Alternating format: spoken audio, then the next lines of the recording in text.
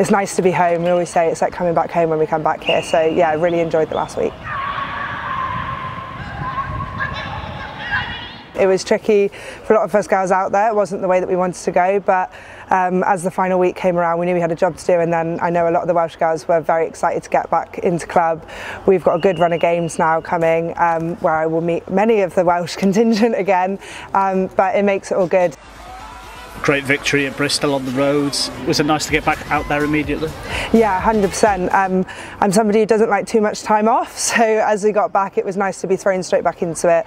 We've got lots of new faces, lots of stuff going on, so it was quick turnaround, quick to learn, but it was good to get out there and get the victory. It was something special, especially down at Ashton Gate. I had a couple of days off. They were very good with managing the internationals here, making sure that we got our recovery in on Tuesday so that we could hit the ground running on Thursday, and it was just about making sure that we were right mentally and physically to take the field on Saturday. And obviously now you come back to a season that's going to be quite condensed because of the World Cup at the end of it, but as I think you've just alluded to, you don't really like much of a break, so you're quite looking forward to just game after game? Yeah, it's going to be exciting. It's going to be different. I think every team will probably have the same stresses on them with internationals, making sure that we're all fit at the right times. Like I said, we've got quite a big run of games at the moment, so it's making sure that we manage ourselves throughout this period and potentially looking to blood some new players in as the season progresses. But I think for myself, I'm really looking forward to a jam-packed season, because the goal at the end is the World Cup, and making sure I get as many minutes under my belt and making sure that I put myself in the best position is the goal for me.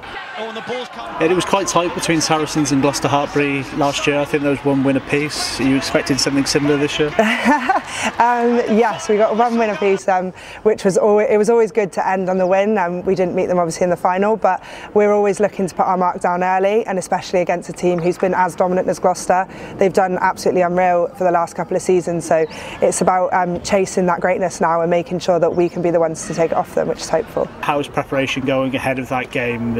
Is the squad in a good place? Yeah, really good place. I think coming off the back of last week's win as well gives us that extra boost. You know, Bristol were the ones we met in the semi-final last year, so it was about making sure that again we asserted our dominance there, and we feel we did so. There's a lot of learnings to take from that game also, so going into this Gloucester game it'll be about building on them stones. It's especially like to note we're still very early on in the season. It's very packed, but we're still very early on, so it's about making sure that we can get those little details right, making sure that we put a full 80-minute performance in and hopefully come out on top. Just one final thing, if there was one thing you could have for the future of the women's game, what would it be?